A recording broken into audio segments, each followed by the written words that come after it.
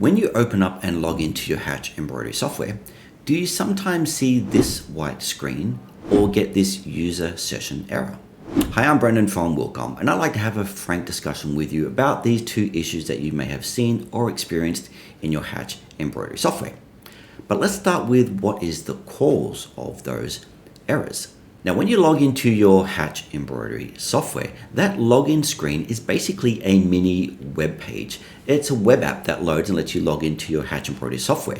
It makes sure that your license is valid and that all the features that you've paid for are turned on your software.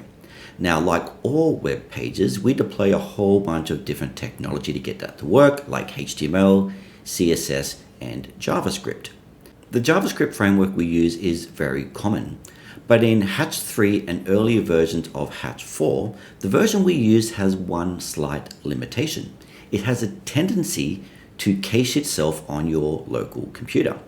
So when we make a change to the login app and deploy new features for you to enjoy in your Hatch software, your local computer has cached an old version of that login screen.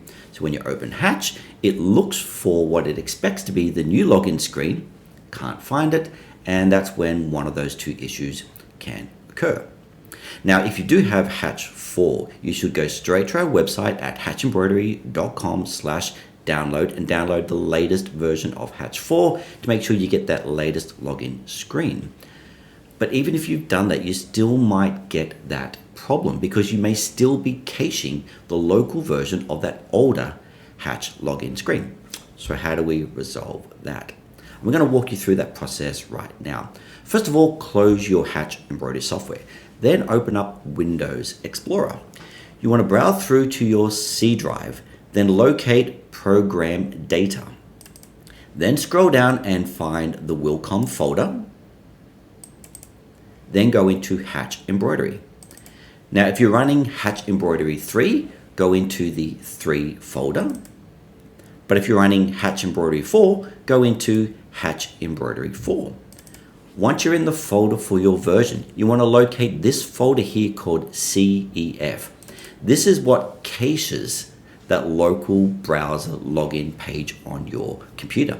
You want to select all those files in that folder and just press delete and delete them from your CEF folder.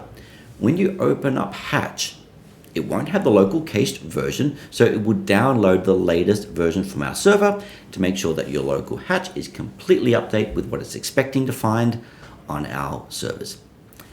So that's how you fix the problem.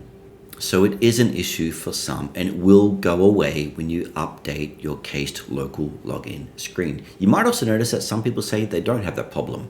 Again, because they've maybe made that change or they've downloaded that latest login screen so it's compatible with their current version of Hatch.